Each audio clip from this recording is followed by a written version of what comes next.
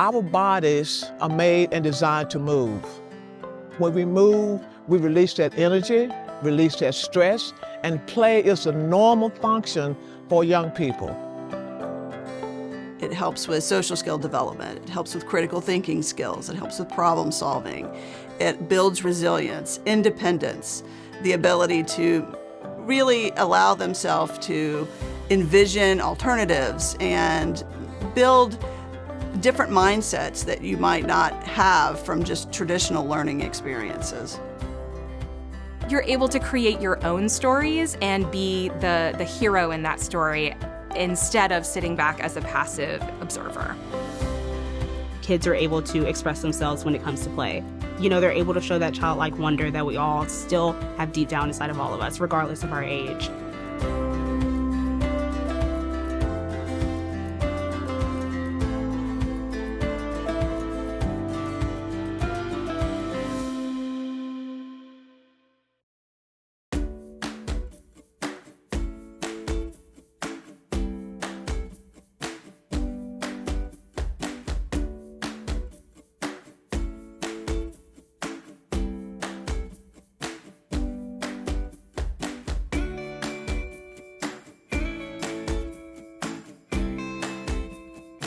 I am Dr. Dana Weinstein.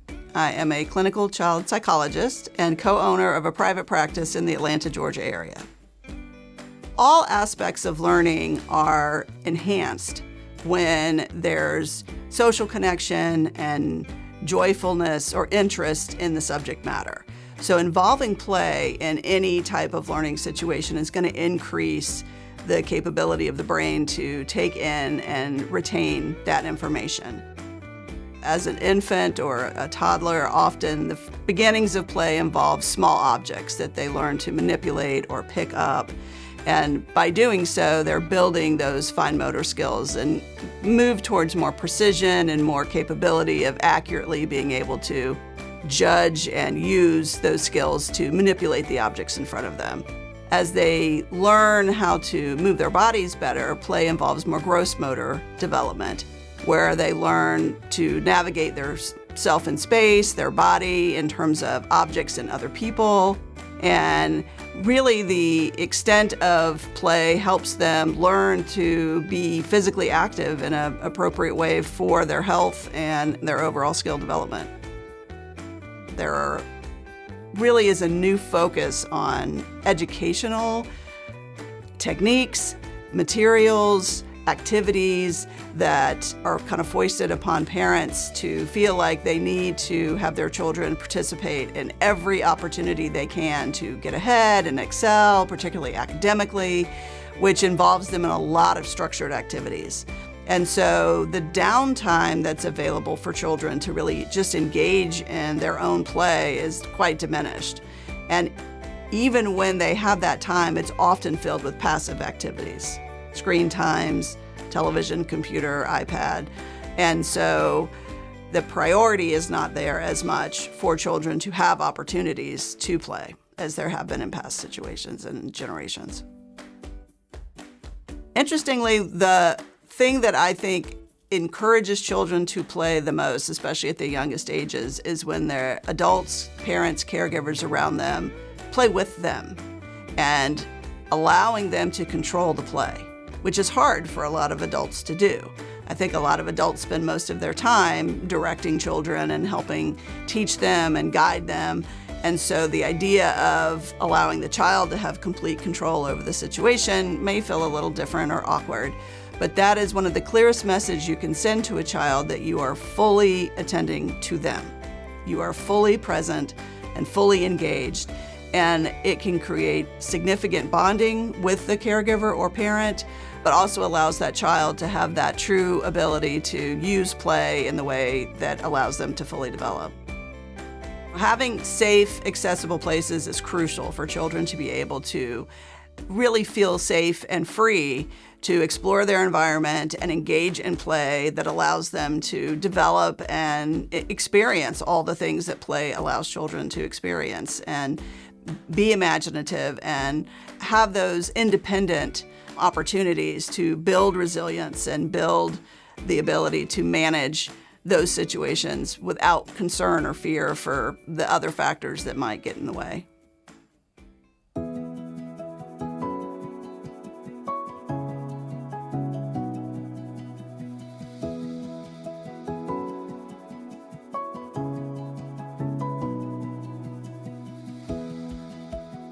My name is Olivia Aston Bosworth, and I'm the Dan Reardon Director of Youth and Families here at the Alliance Theater. In a space like the Woodruff Arts Center, it has a long misconception about it that it's not a space for families. We find here at the Alliance Theater that we want to bring families in to explore the storytelling side of their brains, because that builds upon the foundation of language and literacy that will then lead them to be great readers, great thinkers, great students, and then great human beings.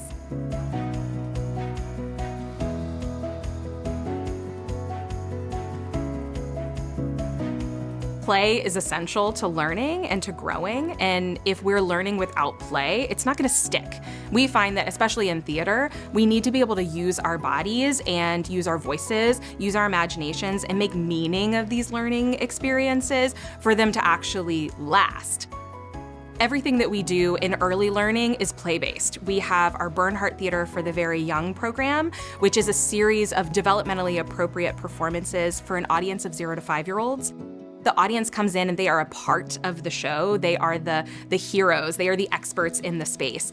And through about 15 years worth of those performances and those experiences and building a space where families can feel like they can bring their full authentic selves, we knew that we needed a space that could do that, open, free, 6 days a week. And that was a piece of what made this space, the PNC Play Space, possible, is that long foundation of connecting with the community, of seeing young children make meaning of the world around them in storied environments.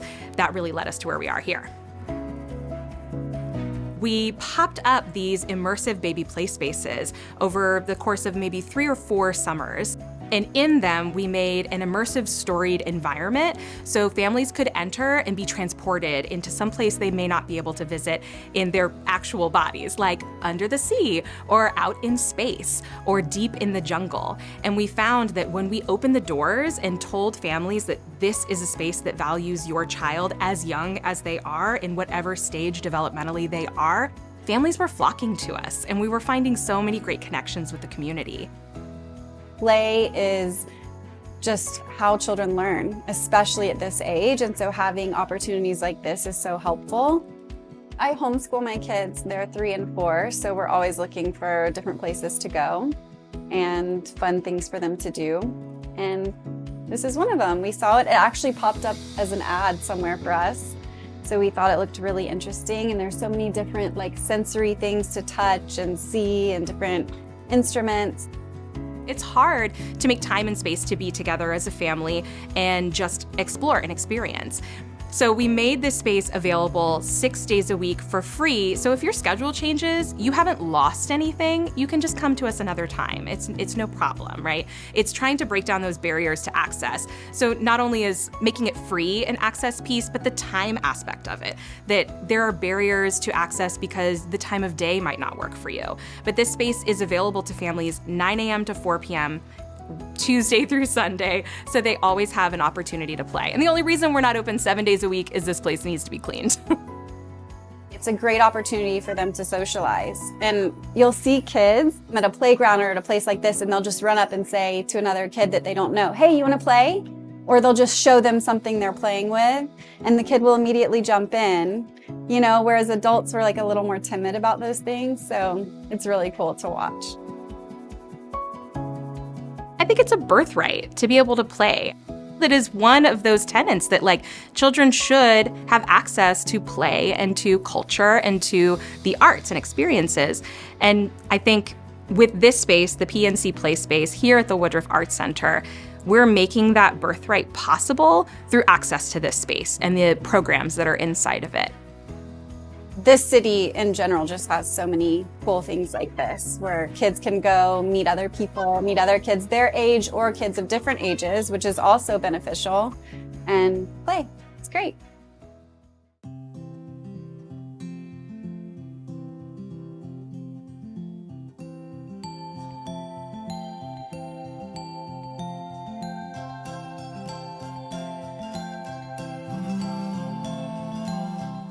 My name is Elizabeth Monix. I'm the manager of the Goizueta Children's Experience here at the Atlanta History Center.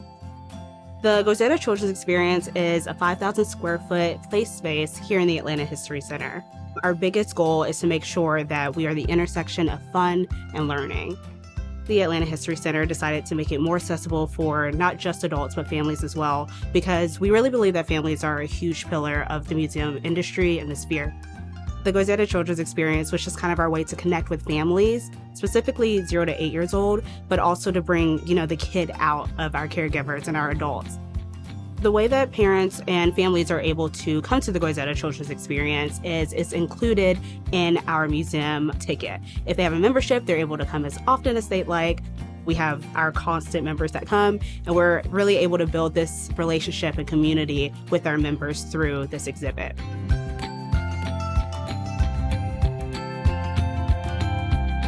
As soon as you walk in through our portal, you are immersed into the city of Atlanta. Whether it's the murals on our wall, that's just an entire map of the city, or even going to our Be a Collector area where you can see things that represent Atlanta throughout different parts of history, through the Olympics and our importance in the Fox Theater and the film industry and everything like that. We, again, just really wanted to make sure that kids were able to contextualize themselves in the city that they're in. And we're really excited to just showcase, all of the work that we've been putting into it. One of our biggest goals here in the Goizueta Children's Experience is making sure that families, regardless of their background or what they speak, that they're able to interact with the opportunities that we offer them. So everything that you'll see in the Goizueta Children's Experience, whether it's digital or print, is a dual language. So it's in Spanish and it's in English. Kids, regardless of their background, are able to come together and play together. They may speak different languages. They may not have anything in common. They may be two different ages, but the opportunities and the space that we create in the GCE, as we call it, really allows kids to connect with one another, even if words or anything like that is a barrier. I think no matter how old you are, at the end of the day, we always want to have fun.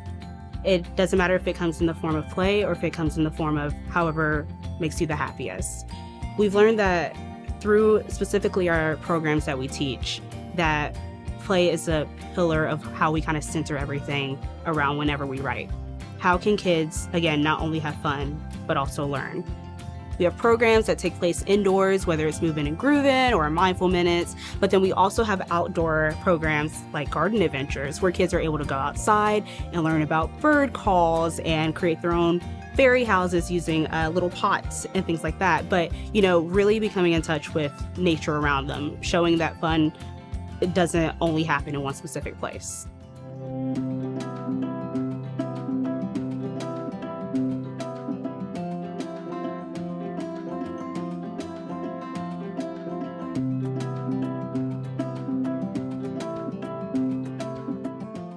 We're here at Kilometer Kids. We're here to let our kids run around, somewhat force them to, and hopefully they can get some exercise and maybe have a little bit of fun too.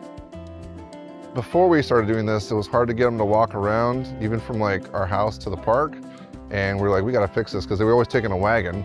And so now that we've started doing this, we noticed they can actually have the ability to tolerate just walking, which was a big issue for us. It's twice a week during the spring. Tuesday, Thursdays, we come out here and just run for an hour. In the day of age that we live in, where a lot of kids are addicted to their screens, and it's really easy for them to go to school and then go on their iPad or go on their TV, I think it's important to have that habit of getting home from school and then going outside, especially now in the summer months. It's late and the sun is out for a while, so I think it's just a good opportunity to connect with others and also just really use their imagination. We have been trying to navigate the screen time issues, and it's been challenging because sometimes it's really easy to just turn on an iPad and let them do their thing. But since we've been cutting back on that and letting them do activities and kind of getting away from just sit in front of a screen, we noticed being more creative. They actually like to do more arts and crafts now, and they're enjoying to pretend to do school. And before, they would just kind of sit there and just melt into the couch. So it's been really cool. We get to play with our kids more, and sometimes it's a little more exhausting, but I think when we look back on what we did during the day, it's a lot more emotionally rewarding as opposed to just being like, well, we made it through the day. It's something that makes you feel so alive. When you're just outside for 30 minutes, it can kind of turn your whole day around. So I think everyone can kind of use that reminder.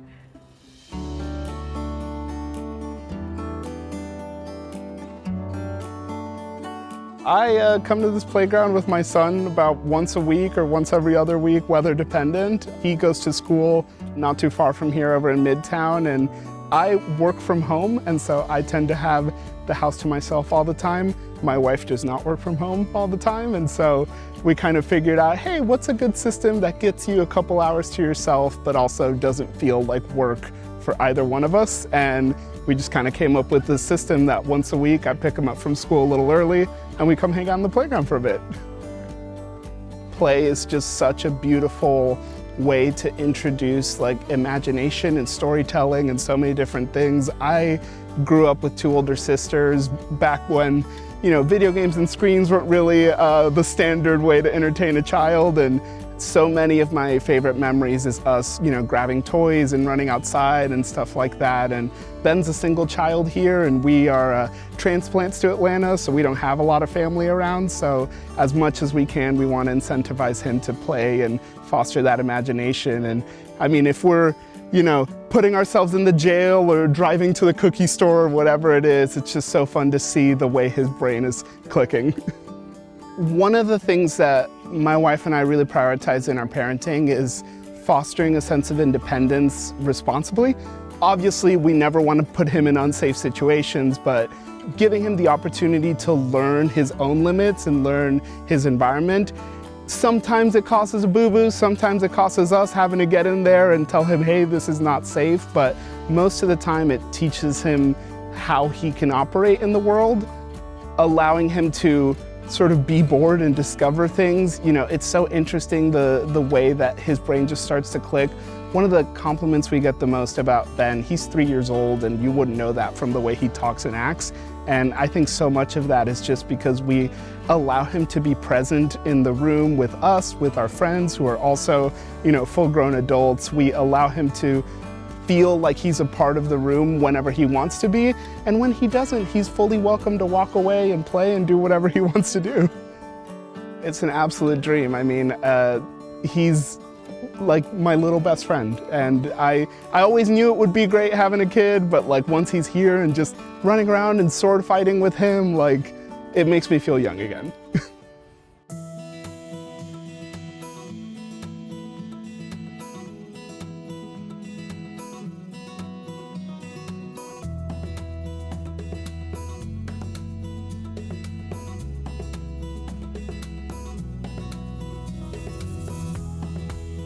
My name is Andrea Hall, and I'm the Executive Director of Epic Homeschool Network.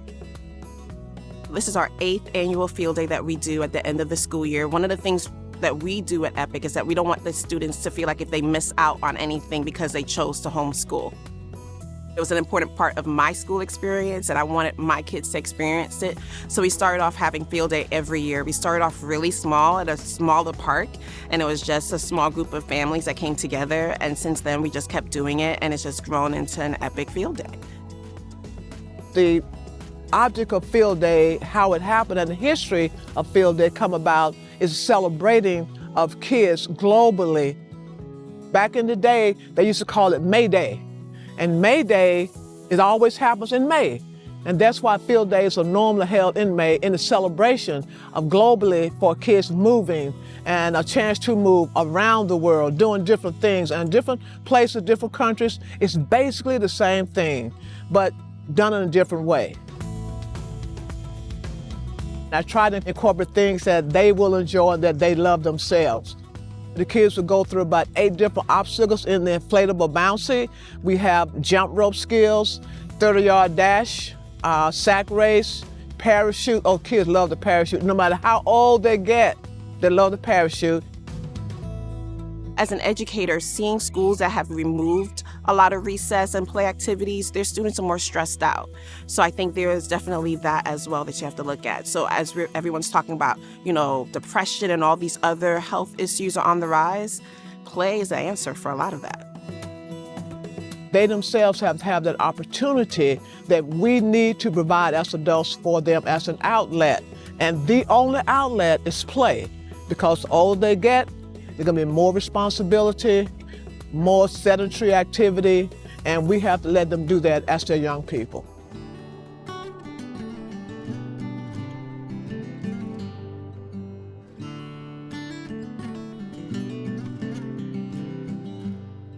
I think it's so important for us to celebrate play, not just today, but really every day. Without play, our kids aren't going to develop roundedly into a well-rounded individual. So that's why that day of play is so important, because I think it brings back to the parent's mind, hey, play is just as important as learning to read, learning to write, math. It's just as important as those skills. One of the things that play, I think, doesn't get enough attention for is that because it allows children to take control of their environment, it allows them to work through situations, trauma, environmental difficulties, and provides a real healing opportunity for them. Around the world, there are so many children who don't have opportunities between child labor or exploitation or war zones or refugee areas where play has been pretty much eliminated from their day-to-day life. I think it really helps shine a light on the need for that and the importance of it for all children. I think it's important to develop those habits during the young years of kindergarten through 5th grade for sure, but I mean, even high schoolers and college students, I think, need to be reminded to just go outside and play. They haven't been given the opportunity here lately to express themselves in a physical way, and that's not normal, because as you grow up, kids' opportunity to grow is a part of movement. So when they're moving, they're being a child. Celebrating play, especially on the International Day of Play, really prioritizes and sort of protects the idea of play as being essential and not just a secondary or frivolous aspect of childhood, but that it truly allows for a developmental process to occur that is very important for all individuals. When children play, not only are they tapping into, self-reflection as far as their social or emotional development, but they're also learning how to interact with other kids. How are you able to be a good friend? How are you able to support your friend? If your friend falls while you're playing, how do you help them feel better? I think that these are essential and critical skills that you learn when you're young, especially on the playground, and you bring with you into your adulthood. If we don't have play and storytelling and meaning making in early childhood, we're not going to be set up to be creative thinkers, to be problem solvers, to be critical thinkers as we engage, as we grow into adulthood.